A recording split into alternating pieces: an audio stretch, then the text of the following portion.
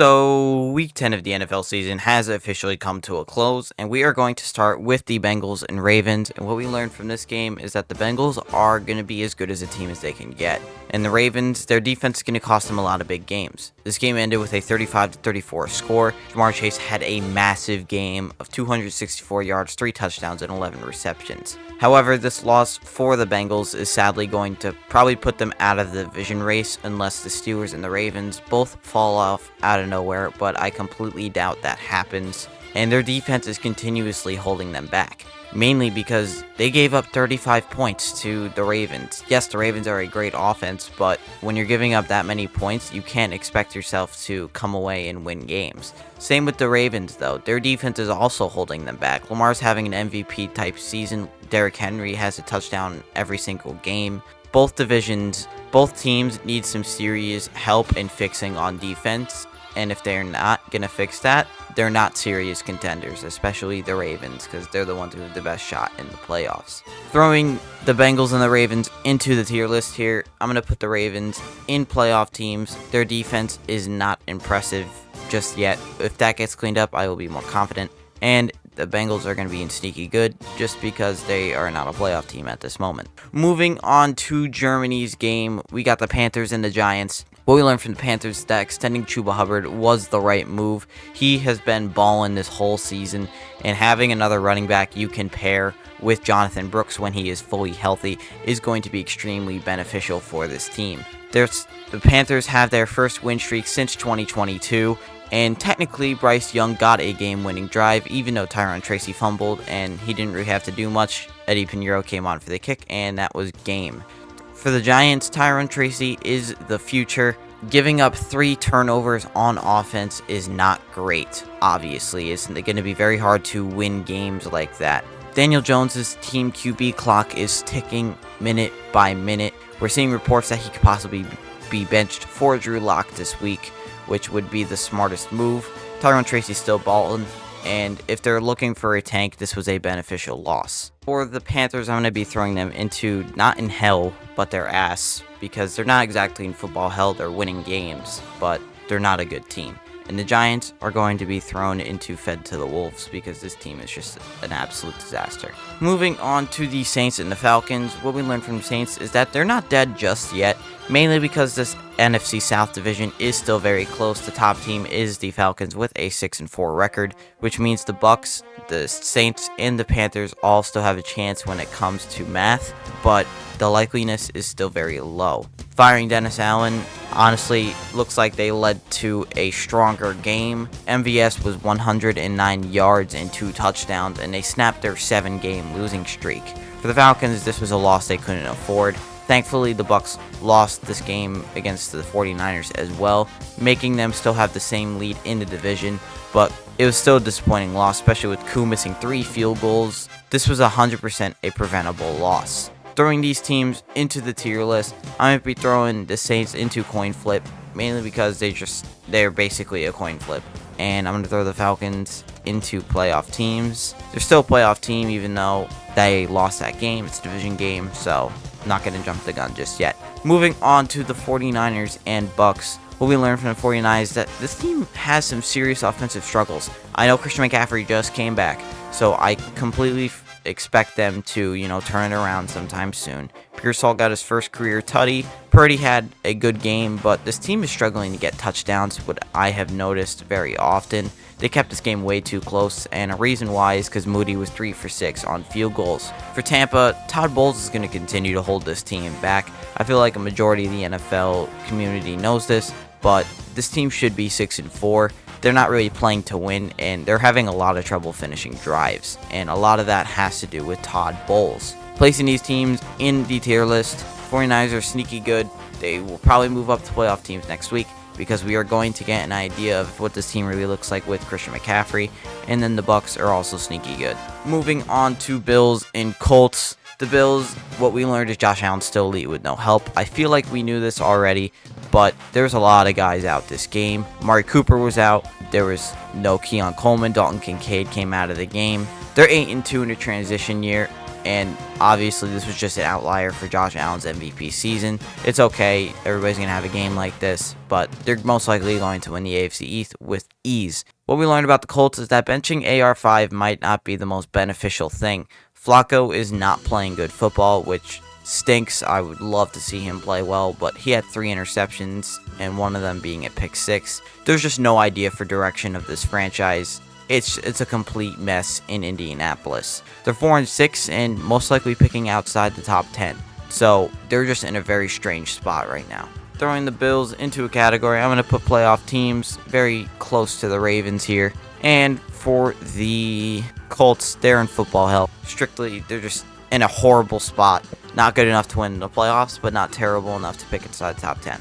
Moving on to the Patriots and Bears, what we learned about the Patriots, Drake May is going to be elite once he gets a good supporting cast. Obviously, he has a couple guys that are his go-to right now, but no one that's extremely standout. The only one that has been very helpful with Drake May as of now is Keyshawn Boutte and Hunter Henry time to time. Drake May is constantly making amazing plays when he is confident.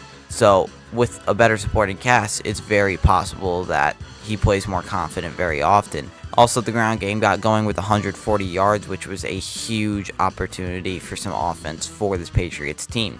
The Bears are in massive, massive trouble. They've never fired a coach mid-season, but they might have to, because Flus is a massive problem. Same with Shane Waldron.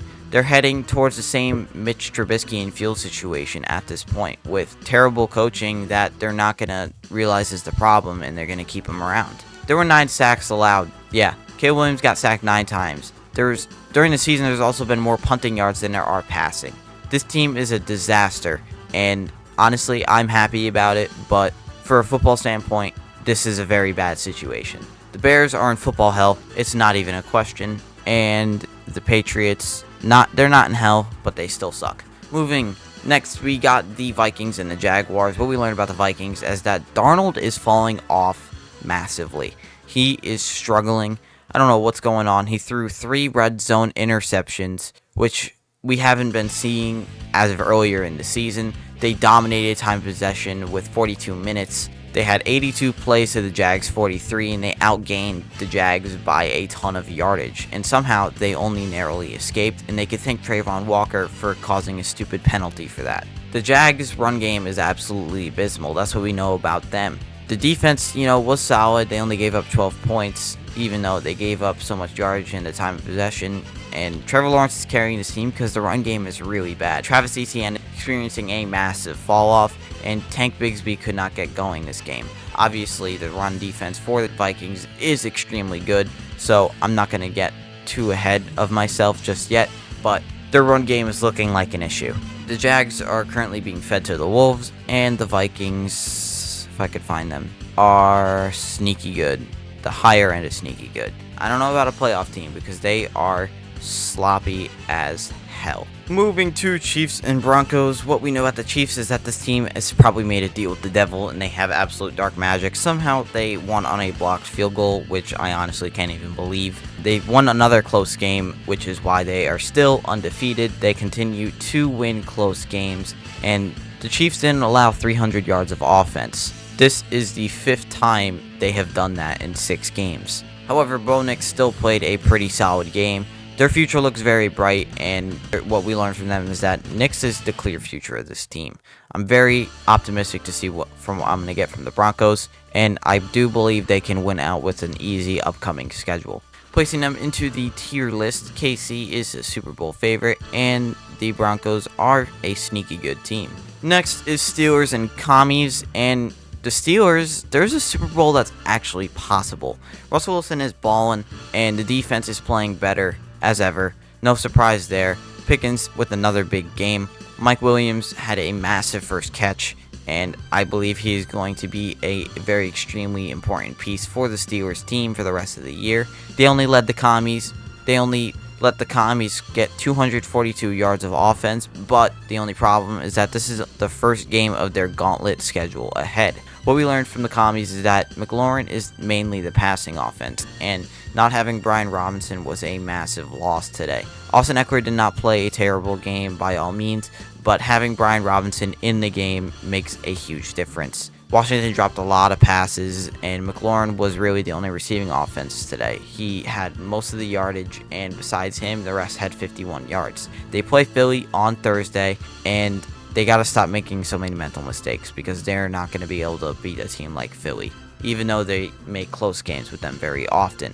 Throwing them into the list, though, I'm going to put Washington into playoff teams. Still very confident with this team. And Steelers, I'm going to put them higher end of playoff teams. Moving to the evening slate, we got the Chargers and the Titans, and I have nothing for the Titans. I'm going to tell you now, this team's a disaster. There's nothing really to talk about with them. The Chargers have the best defense in the league still. It's going to stay like that. This game wasn't as close as the score says. The Titans got a garbage time touchdown with about 43 to go. It's Calvin Ridley. They got beat pretty bad. Chargers grab another double-digit win, and there's no more charging. That's not a thing anymore. This team is a lot different with Jim Harbaugh manning the helm. I'm very excited to see how this team is going to look come playoff time because I do think they are going to make it. Justin Herbert's been playing incredible football and statistically been one of the best throughout the whole season.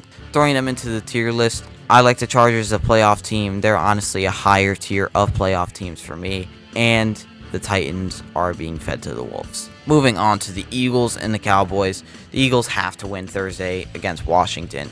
If they don't, they're going to be in a tough spot, especially with how difficult the NFC is this year. There's a lot of teams. However, I do find it unlikely that they'd miss out on the playoffs. They took care of a bad team, embarrassed Dallas at home, but they do have a tough schedule up ahead. So it's going to be very interesting how this team comes about. They need to win Thursday, like I said. The Cowboys really need to blow this team up because they are in a lot of trouble.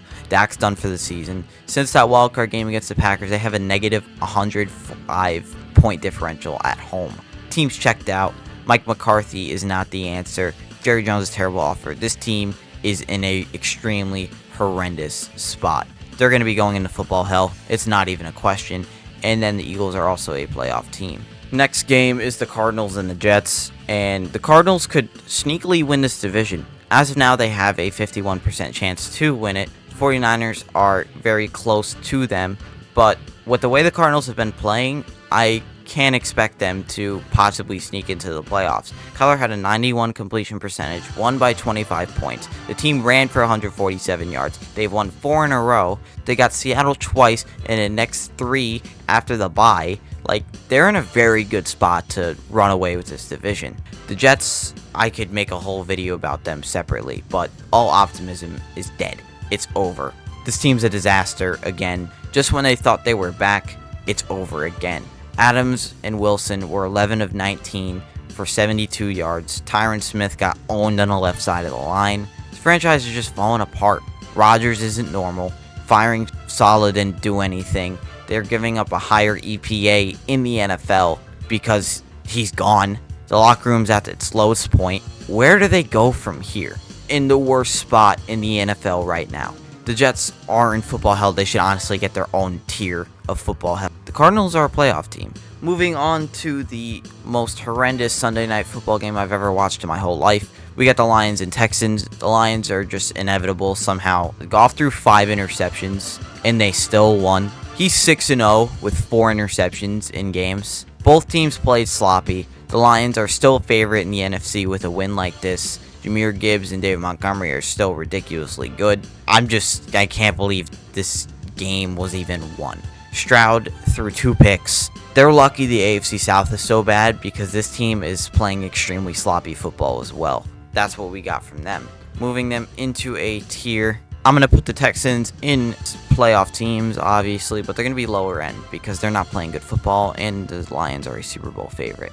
And on to Monday Night Football, we had the Dolphins and the Rams, which is also a very sloppy game from both sides. Somehow the Dolphins still have a chance to sneak into the playoffs. The way the AFC is looking, there is still some optimism and a chance, especially with the Jets taking such a huge fall. However, for the Rams, they're in massive trouble. They have to go on a huge run to even sniff the playoffs. This was a game they couldn't afford to lose, especially with the way their division is looking, with San Francisco getting a win and Arizona getting a win. They still have a chance, but both teams are in a very strange spot. They're like a coin flip team. You don't know what you're going to get out of them each time.